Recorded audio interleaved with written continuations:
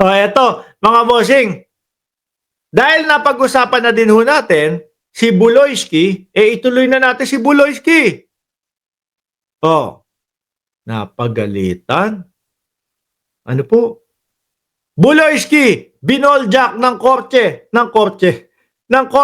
sa pangangampanya. Bakit daw ho, mga kababayan? Inatasan ng Pasig City Court si Pastor Apollo Kibuloy, kandidatong senador sa May 12 election, no?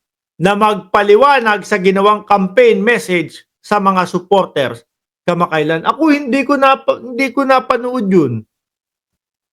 Ano, kung hindi pa po namin ni-research at hinagilap, hindi ko po maipapakita sa inyo at hindi ko makikita, mga boss. Meron tayo, ipapakita natin 'yan, ano? So ulitin ko ha, inatasan ng Pasig City Court si Kibuloyski, no? Kandidatong senador sa May 12 election, magpaliwanag sa ginawang campaign message sa mga supporter kamakailan. Sa 2 pahina, order na may petsang Pebrero 12, tinukoy ng PRTC Branch 159 ang video na inere noong Pebrero 9 sa pagtitipon ng mga pang ano lang pala, pang doon sa impyerno. Sa imperyo. Sorry. Magkatunog kasi. Impyerno at imperyo. Doon, para doon pala sa pagtitipon ng imperyo ni Buloyski doon sa Kingdom of KOJC. Gayong walang binigay na basbas ang korte. Ano to? Hindi marunong sumunod sa batas? Umies ka po? Di ba, mga kababayan? Hindi pa nahahalal, hindi na marunong sumunod sa batas. Paano na yan pagka naging senador pa ho lalo ito? Wag nyo nang wag nyo nang problemahin yun kung maging senador siya. Mukhang napakalabo naman po at nasa mahigit 20 yung kanyang posisyon. Eto ho, mga kababayan, yung video na malamang to pinuslit nila. Hindi naman ho magagalit ang korte niyan kung hindi ho ito ipinuslit di ba? Aba, maayos ang itsura ni Buloyski dito Para mabigyan ng maginawa at mabuting pamumuhay ang bawat Pilipino. Tatapusin natin ang laban na ito sa pamamagitan ng pagpuksa ng korupsyon. Yan ba yung sinasabi ni Buloyski, mga kababayan? Ibigay lahat ng budget sa kanya at ang Pilipinas ay magiging superpower sa kamay niya.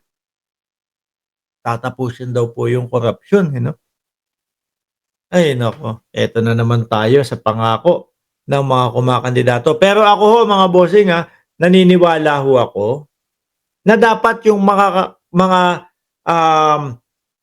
may nahaharap na kaso, lalo na po yung mga matitindi yung kaso, mabibigat na kaso, hindi muna pinapayagan tumakbo Hayaan munang asikasuhin yung kanilang kaso.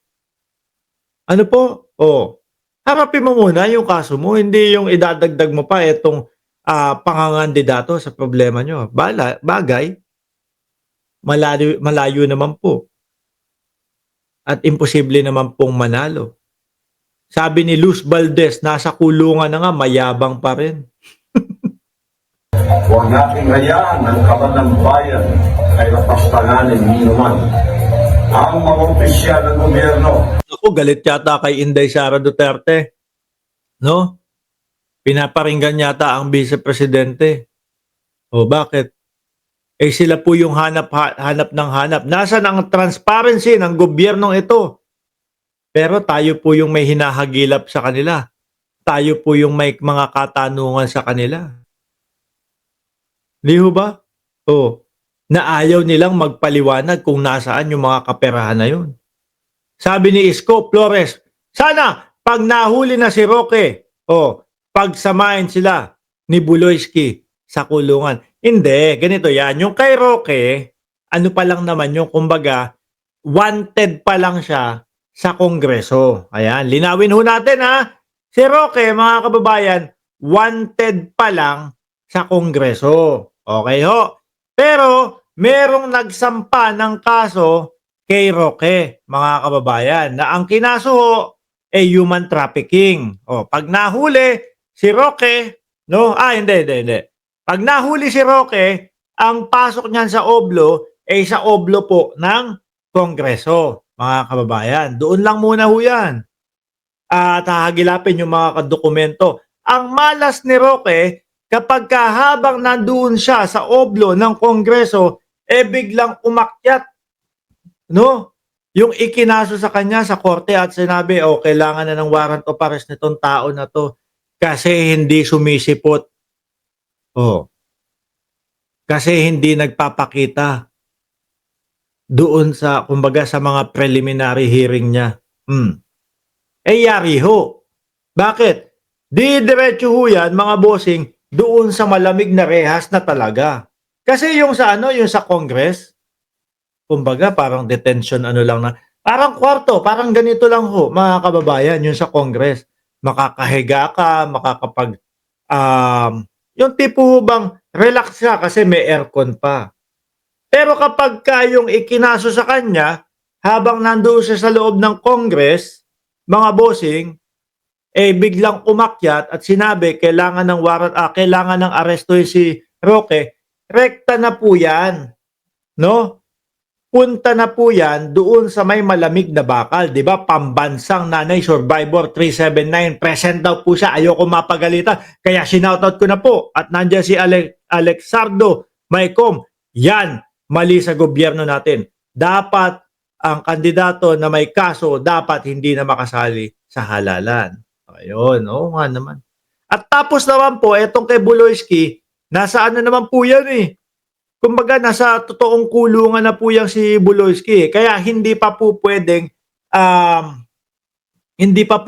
magkasama sila. Ano ho? Magkaiba muna sila. Pero kapag yun nga, yung kay Roque, pumanik na at sinabi, kailangan ng arestuhin to dahil doon sa kinaso sa kanyang human trafficking. Naku po. Ang alam ko dyan, kapag human trafficking, pag isa yung nagreklamo, may bail. Pag lumagpas na sa isa, dalawa pataas na, wala ng bail yan. Habang dinidinig po yung kaso. Kaya tingin ko, mga kababayan, si Roque, kabading na yan. Kabadong-kabado na po yan. Ano? Parang si Buloyski na din po yan, mga kababayan. Nag-iintay na lang na mahuli. Dahil ang nakikita ko, kapag nahuli yan, tapos biglang pag nahuli, dinala sa Kongreso, biglang baba naman ang warrant of arrest doon sa kaso niya. Hindi tingin ko hindi naman uma-attend dyan doon sa kanyang mga preliminary hearing eh. Nagtatago nga paano attend yun? Di ba? Tuloy natin.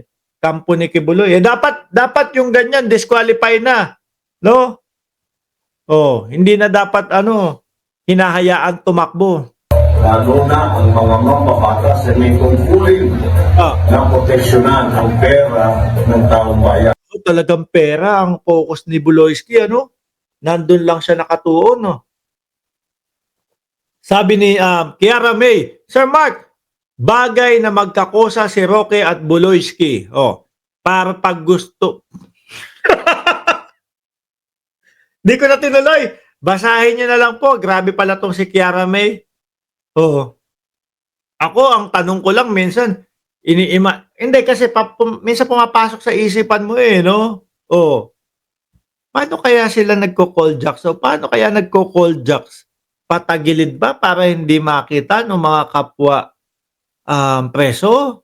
Or padapa ba para hindi makita ng kapwa preso? Or baka naman meron tabing, po? Lalaki po, mga kababayan, syempre lalaki. Di ba? Kahit papaano naman, may tawag ng laman niya. Sabi nga po ni Robin Padilla, the urge. Paano kaya nilalampasan ni Buloyski yung kanyang urge? Di ba? Anyway, iwanan na ho natin niya si Buloyski. Malabo naman hong manalo yan. Napagalitan po ng Korte Suprema at kailangan magpaliwanag. Okay na yun. Kahit naman po siguro Sabi ni Arnel Dugayon, Boss Mark, non-bailable ang human trafficking. Opo, ang pagkakaintindi ko po, no, pagkakaalam ko, i-correct nyo ako kung mali. Kapag kaisa ang nagreklamo, pwede kang mag-bail. Pero pag dumalawa na pataas, ayan, hindi ka na pwedeng mag-bail, mga kababayan.